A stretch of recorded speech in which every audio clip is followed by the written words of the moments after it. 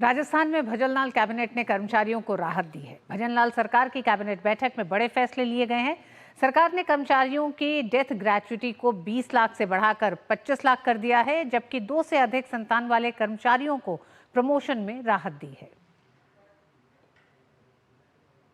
राजस्थान सरकार का बड़ा फैसला, राज्य कर्मचारियों की ग्रेच्युटी और डेथ ग्रेच्युटी में हुई बढ़ोतरी। ग्रेच्युटी को 20 लाख से बढ़ाकर 25 लाख रुपए करने को दी गई मंजूरी। केंद्रीय कर्मचारियों की तर्ज पर ही मिलेगा लाभ। 10 साल तक बढ़ी हुई दर से पारिवारिक पेंशन का मिलेगा लाभ। सरकारी कर्मचारियों को सेवानिवृत्ति के समय मिलेगी अधिक वित्तीय सुरक्षा। राजस्थान में भजनलाल कैबिनेट ने कई ऐसे बड़े फैसले किए हैं जिससे कर्मचारी वर्ग को खासी राहत मिल सकेगी। खासतौर पर डेथ ग्रेच्युटी की सीमा 20 लाख से बढ़ाकर 25 लाख तक करने का बड़ा निर्णय किया गया है।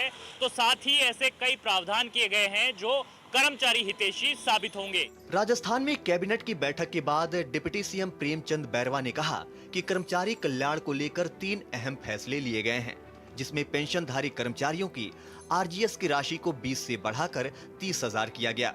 इसके साथ कर्मचारियों की ग्रेच्युटी 20 से 25 लाख की गई है। कर्मचारियों के परिजनों को राजस्थान में केंद्र की तर्ज पर 10 साल बढ़ी हुई पेंशन मिलेगी। वंचित जिला न्यायालय कर्मचारियों को 2 से अधिक संतान होने पर भी प्रमोशन व अन्य लाभ मिल सकेंगे। कर्मचारियों के तबादलों में पारदर्शिता को लेकर भजनलाल सरकार लगातार काम कर रही है।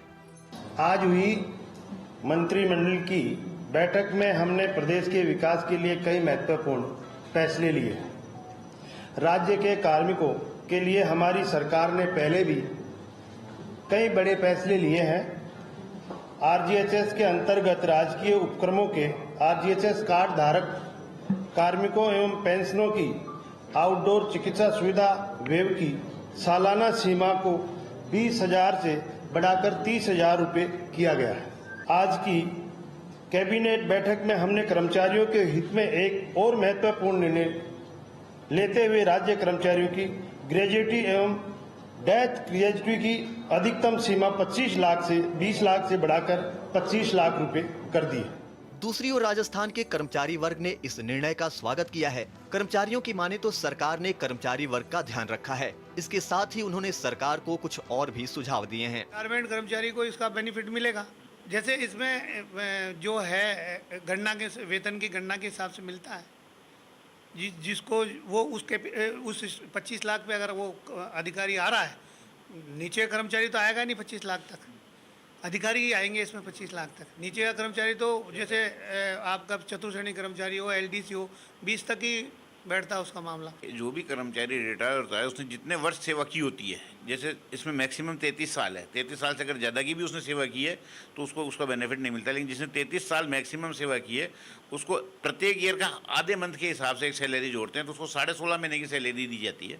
और 16.5 महीने की सैलरी को जोड़ करके जो पहले कुछ कर्मचारी जो उच्च वर्ग में आते हैं, जैसे एओ या एओ से ऊपर के, उनके 20 लाख से ऊपर हो रहे थे पैसे, उनको अब ये बेनिफिट मिला है, राहत दी गई है कि उनके 20 लाख से 25 लाख तक अगर होंगे तो मैक्सिमम 25 लाख तक की उनको ग्रेच्युटी दी जाएगी। सरकार ने जो ये लिया है 20,000 से 30,000 का, ये सराहनीय कार्य है। इसके लिए तो हम धन्यवाद देते हैं सरकार को।